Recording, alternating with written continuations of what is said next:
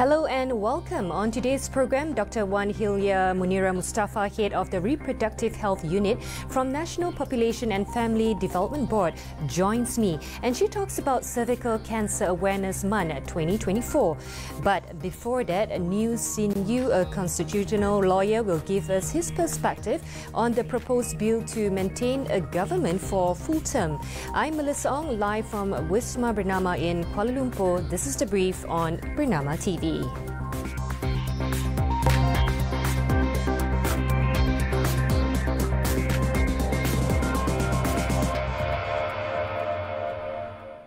The Deputy Prime Minister recently proposed a bill in Parliament to ensure a government remains in office until the end of its term, aiming to prevent frequent changes in leadership. Datuk Sri Zahid, who is also UMNO President, argues that such instability, as witnessed with 3 Prime Minister changes during the 14th Parliament term, adversely affects the nation, particularly during the economic challenges and the COVID-19 pandemic. He emphasises that the need for a paradigm shift among politicians, urging a collective mindset change to make way for a coalition for political parties approved by the Yang di-Pertuan Agong to govern the country until the conclusion of the final parliament sitting. Now joining me via Zoom is Sin Yew, a constitutional lawyer who will help share his perspective on this proposed new bill.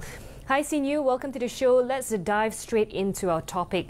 How does the proposed bill align with the constitutional framework of the country, and what constitutional provisions would it need to navigate to be implemented? Thanks for having me. Perhaps it's best if I first give a very brief overview of the 2 terms that is brought up by the DPM as well as the Law Minister. The first is the Fixed Term Parliament Act that was brought up by the Law Minister. It simply means that there's no dissolution of Parliament for a fixed term. Currently, under the Federal Constitution, 2 ways Parliament may dissolve. The first is when the Yang di-Pertuan Agong, the YDPA, dissolves Parliament upon advice of the Prime Minister. And the second way is an automatic dissolution after 5 years from the first meeting under Article 55 of the Federal Constitution. So under a fixed term Parliament, the dissolution of Parliament won't happen until it reaches a fixed term.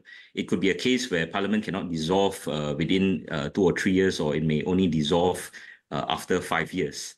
And the second the term that is being thrown around is the Fixed Term Government Act. This is the term mentioned by the Deputy Prime Minister Zahid. So this means that no change of government for a fixed term. Currently, under the Federal Constitution, the Yang di-Pertuan Agong selects a Prime Minister based on who, in his judgment, is likely to command confidence of the majority of MPs.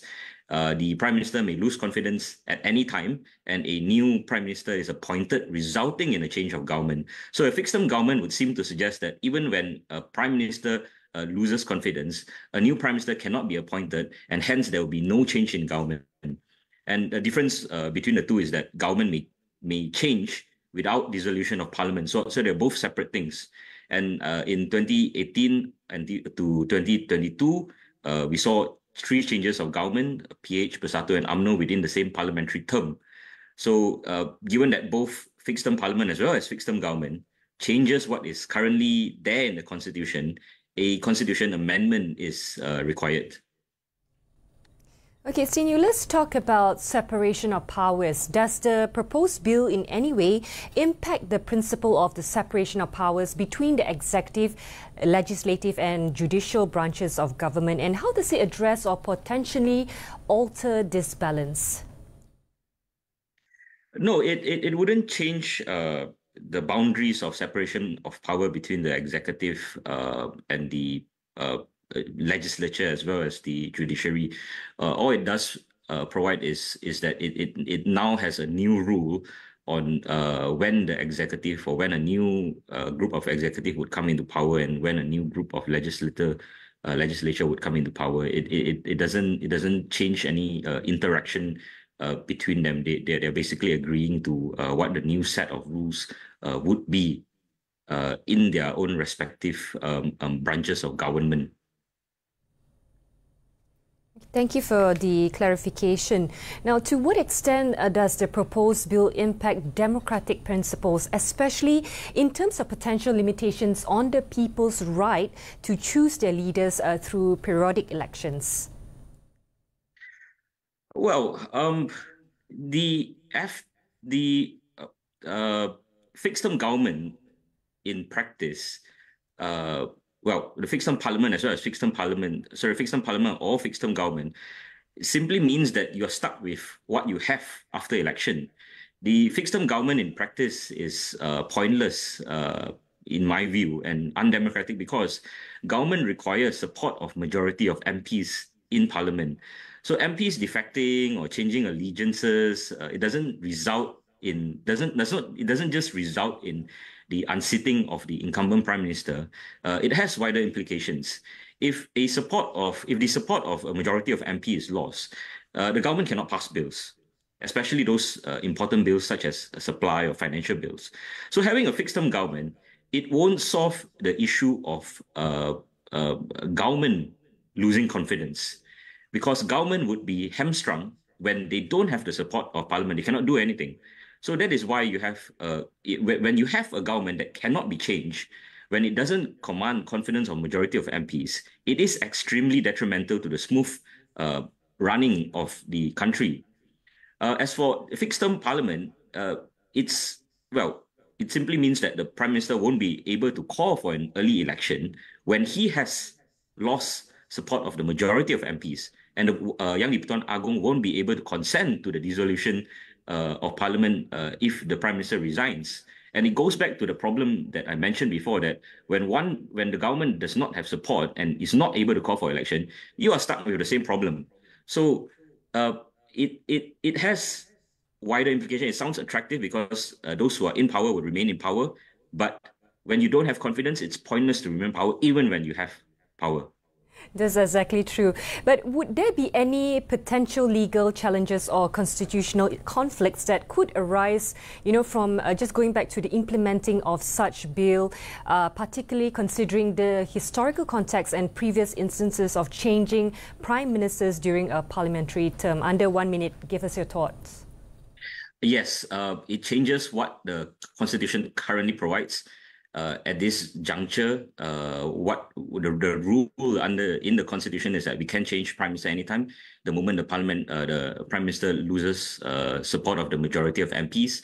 So to introduce either a fixed term parliament or a fixed term government, you would require amendments to the Constitution, and that requires 2/3 of MPs to support.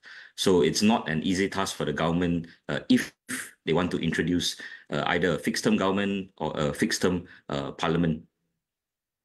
Right, that's a safety mechanism right there. But that's all the time we have right now. Sin Yew, thank you for sharing your insights. We'll take a short breather. When I come back, I speak to Dr. Wan Hilya Munira in conjunction with Cervical Cancer Awareness Month 2024. Stay tuned.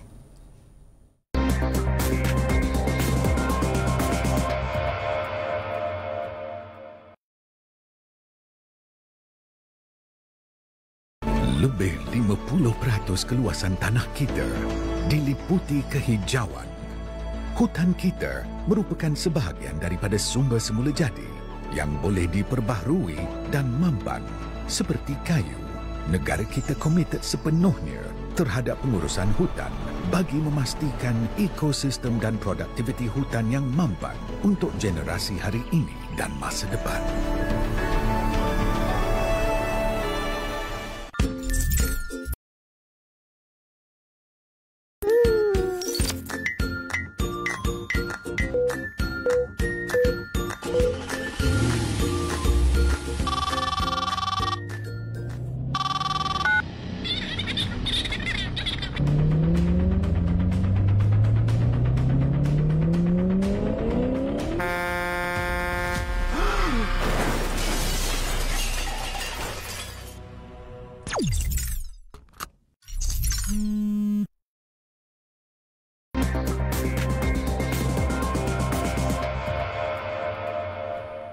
Welcome back. January is Cervical Cancer Awareness Month, which is a time dedicated to raising awareness about cervical cancer, its prevention and the importance of early detection. It's a month where we come together to support those affected by this disease and to encourage everyone to take proactive steps towards their health. Joining me via Zoom today is Dr. Wan Hilya Munira Mustafa, and she's the head of Reproductive Health Unit, National Population and Family Development Board. Dr. Hilya, thanks for joining us today. Let's begin with the role of the National Population and Family Development Board. How does it contribute to the reduction of cases in our country? Hi, hello, Melissa and the viewers. Thank you again for this opportunity for our chat on Cervical Cancer Awareness Month, definitely. So, as we are well aware that cervical cancer is actually the third commonest cancer that is affecting our women in Malaysia. And we can see about 800 new cases of cervical cancer, with 41% that diagnosed with stage 3 and 4, which is actually more debilitating and high in mortality when you come at a later stage of this cancer. And this cancer is actually we're able to prevent it, because the occurrence or development of the cervical cancer, it takes about 10 years or more, which we can actually detect at earlier stage before the cancer appear, and have the early intervention. So the intervention that we can actually conduct is HPV DNA testing, which LPPKN is actively doing this screening since 2019. So under Ministry of Women, Family and Community Development, through National Population Family Development Board, we are actively implementing the cervical cancer campaign, where we are introducing HPV DNA testing screening through the women in Malaysia. And for this year alone, 2024, we able to get as much as 5.5 million from the government to facilitate about 32,000 of women in Malaysia for them to carry out this HPV DNA testing for free. So, and we know that with this HPV DNA, we're able to detect the virus, the commonest virus that causing this cancer, which is human papilloma virus. So, conducting this HPV DNA test, and detecting this human papilloma virus at earlier stage, we can get early treatment and prevent the occurrence of the cervical cancer at earlier stage. Doctor, you mentioned that there'll be about 32,000 women who are given this test for free. How has the response been? So far with our HPV DNA testing, the response is really good, because this HPV DNA testing, it is different from the normal conventional pap smear testing, as it is more less pain. It is painless, very easy, because it's own individual that carried out the test instead of getting assistance from the staff nurse or healthcare workers, right? And with the easier methods, the response is better with the community, and the result is also very effective and efficient in a way that it covers protection. We can do the screening every 5 yearly instead of 2 yearly as what was being done in pap smear testing.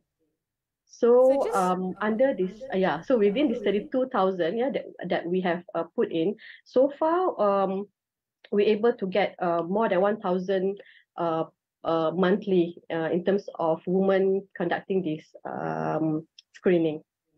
When has the campaign started, and will you guys continue to push this awareness program throughout the country, or is it just concentrated in the Klang Valley, or do you all visit other states as well?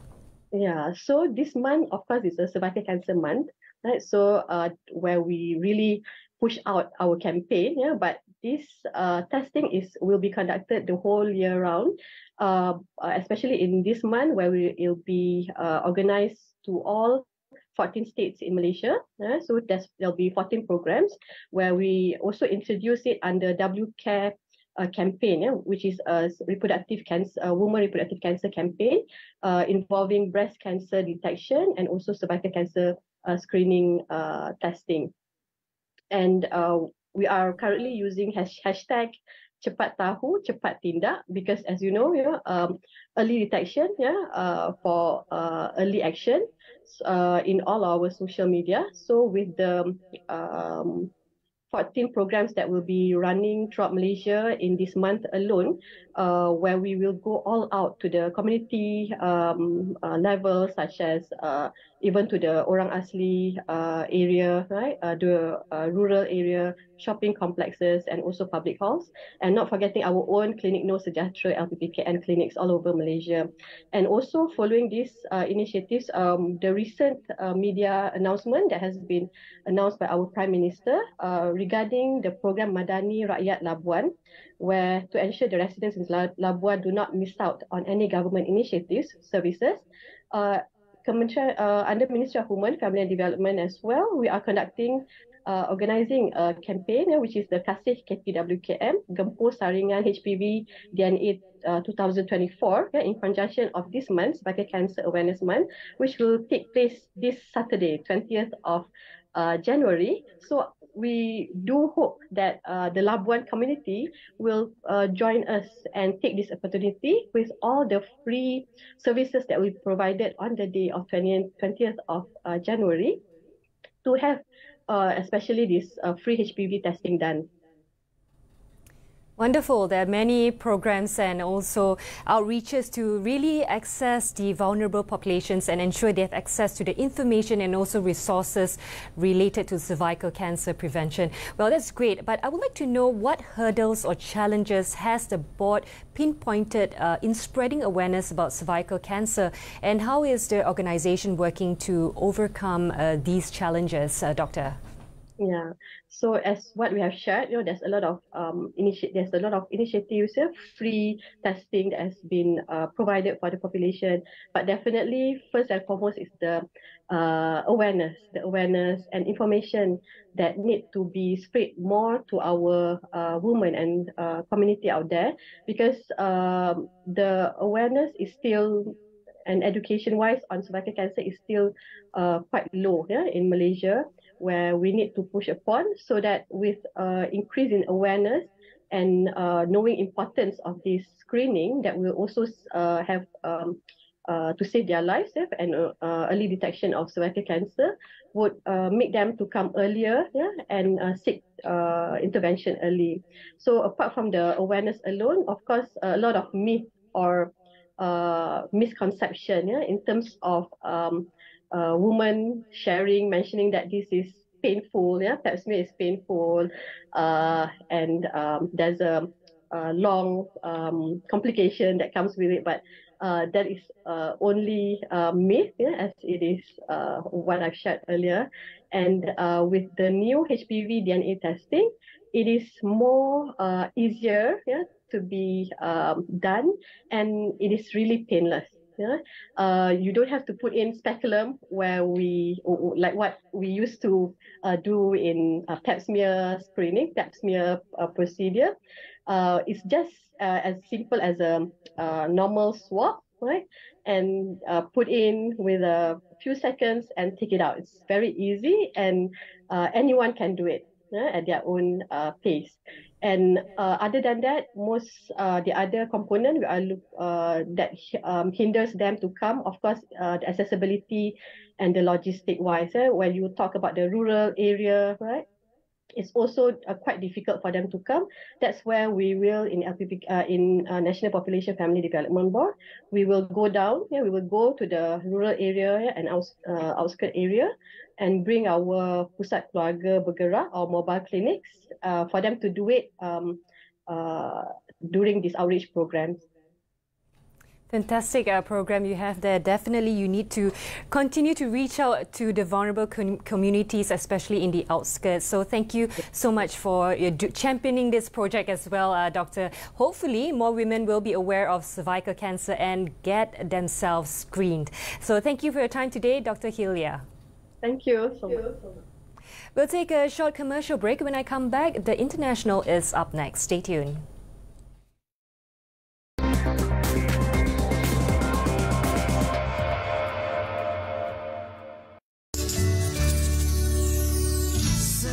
Segar di pagi hari, terus bangkit yakin berdiri. Segala sentosa.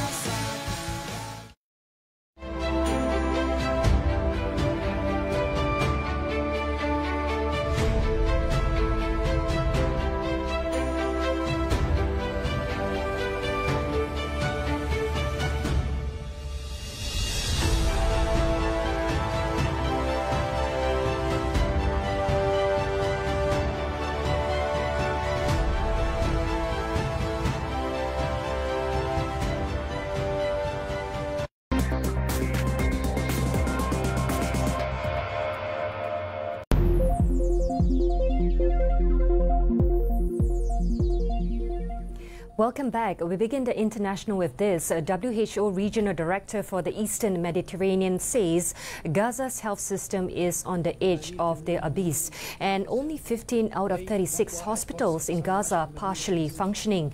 Ahmad al-Mandari warned that ongoing restrictions and delays in the delivery of fuel, medicine and other aid to the Gaza Strip risk more death and illnesses in the war-wrecked territory. He echoed calls for increasing the flow of humanitarian aid into Gaza and establishing a ceasefire.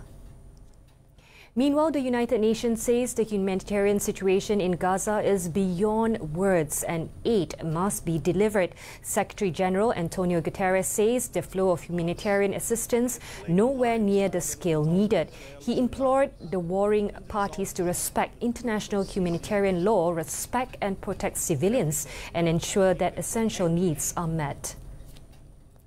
Moving on, in Indonesia, a former Jakarta governor seeking Indonesia's presidency said democracy is declining in the country and pledged to make changes to get it back on track. Anies Baswedan said concerns about neutrality in the current government and the institution arose when the front-runner in the presidential race, Prabowo Subianto, picked the son of the current president as his running mate.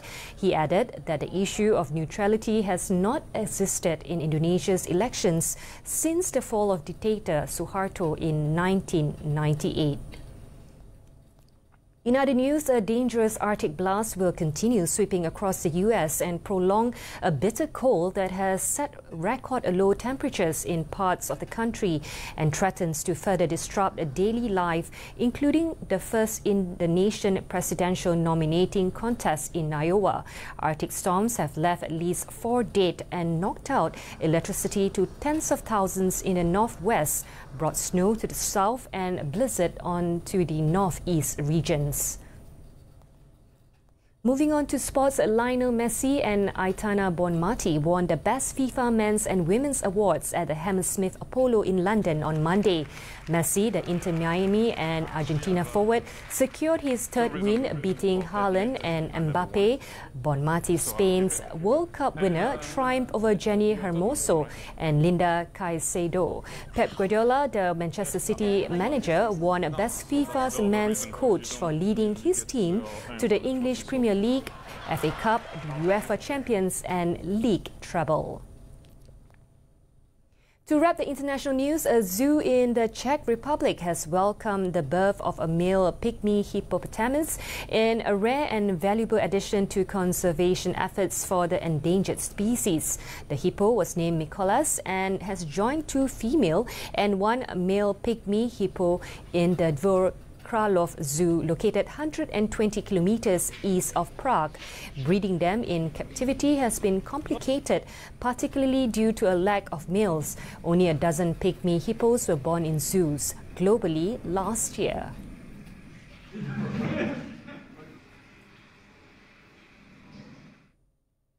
What's trending on X? Hashtag Asian Cup 2023. It's not a good start for our football national team when we lose 0-4 against Jordan in the first match of the Asian Cup 2023 this morning at Al Janab Stadium, Al Wakraf.